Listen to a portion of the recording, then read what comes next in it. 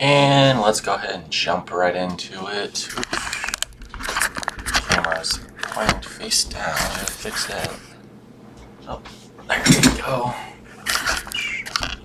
Alright, what's up, guys? I'm going to be going over the intense lake effect snow here that are going to be affecting portions of the upper Midwest, of course.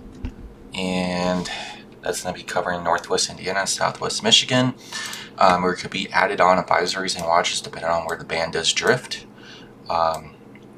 We already have advisories as far north as UP and Michigan, but there could be a long fetch that connects Lake Superior and Lake Michigan into one oriented lake effect snow band. It kind of goes all the way down the lake into the southeast corner of Lake Michigan, which will cause significant lake effect snow across this region area here, where this band could be drifting a little bit more further southwest or a little bit more north.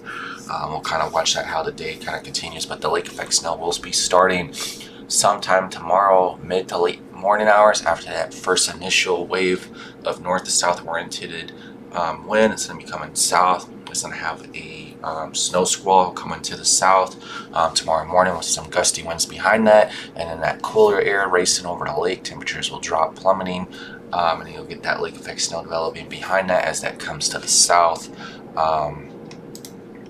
And we'll be waiting for that. So you have your winter storm watches out right now across the area. They're saying 49 inches with winds gusting between 35 and 40 miles an hour, especially near Lake Michigan. Significant blowing and drifting snow, and more things that actually be coming together for this. So I do expect these corridors, these interstate corridors here on west-east oriented roads, especially the 80-90 tollway through South Bend. I want to be surprised seeing some mini accidents along this corridor tomorrow evening, as that blowing drift of snow will continue. All these west-to-east oriented roads will have significant travel impact, especially this road as well, all the way to Niles from South St. Joseph. So be careful on these main interstate roadways as well. Travel will be very hazardous to impossible at times with the significant blowing and drifting snow, especially in open areas leading to whiteout conditions or near blizzard conditions near the lakeshore. Winds could be gusting as high as 55 miles an hour along the lakeshore here along 94 as well.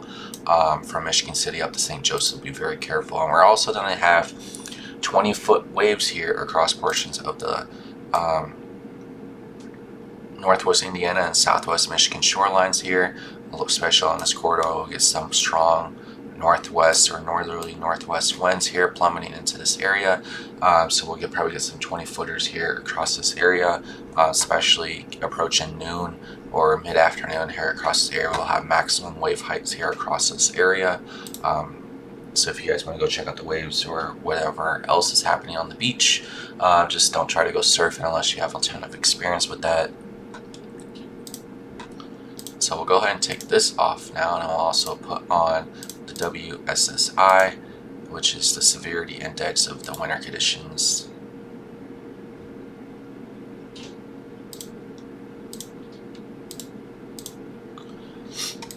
So here's the severity index here.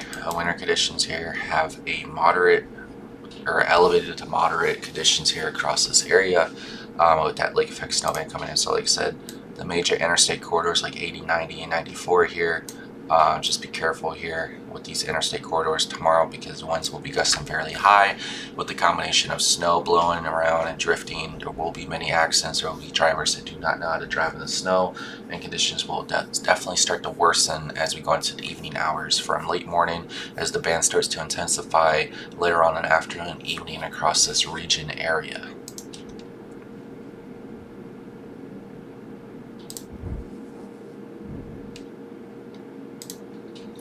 So let's go ahead and go check out some of the forecast models here. So we got the NDFD forecast model.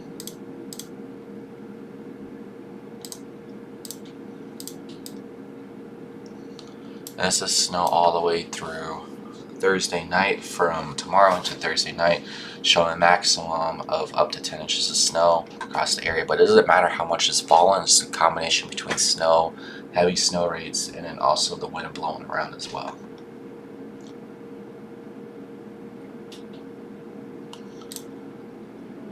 We got the newest European model coming in here, showing snowfall rates up to 14 inches as possible here across the region area.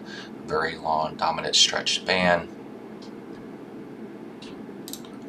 We got the Canadian model a little bit more further east, up to 13 inches of snow maximum. So all the forecast models do indicate across this region area will be a dominant lake effect snow band. We also got the Her model here, showing upwards of 19 inches of snow. We'll see how that band does play a role here. I know the AFD forecast session was talking about like a lake breeze that here kind of sags the band a little bit more into Porter County, kind of drifts to the southwest and stalls near the lake shore. So we'll see how that does plan out and plays.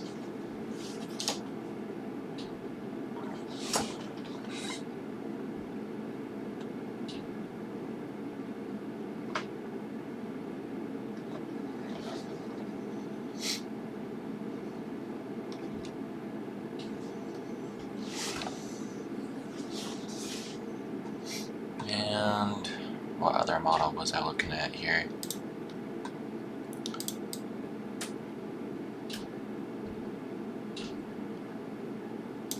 So here's the RFS model showing upwards of 10 inches of snow, but it shows the band a little bit more further west shifted.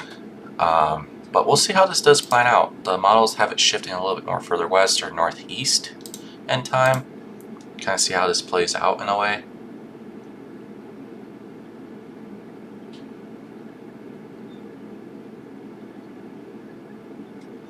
This is what the RFS model has a solution on.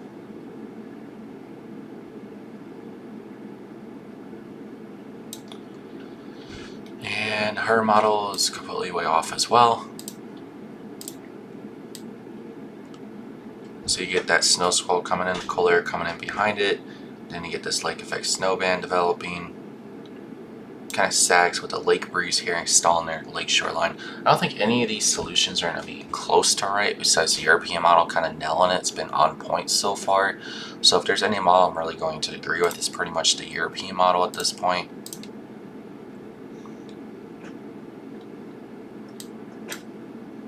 So we'll see how the European model does play out, but the European model does play it out with what the NFD is showing and the NBM, and also what the SPC forecast is showing. So we'll go from there. But other than that, stay tuned for later updates, and we'll be updating the forecast.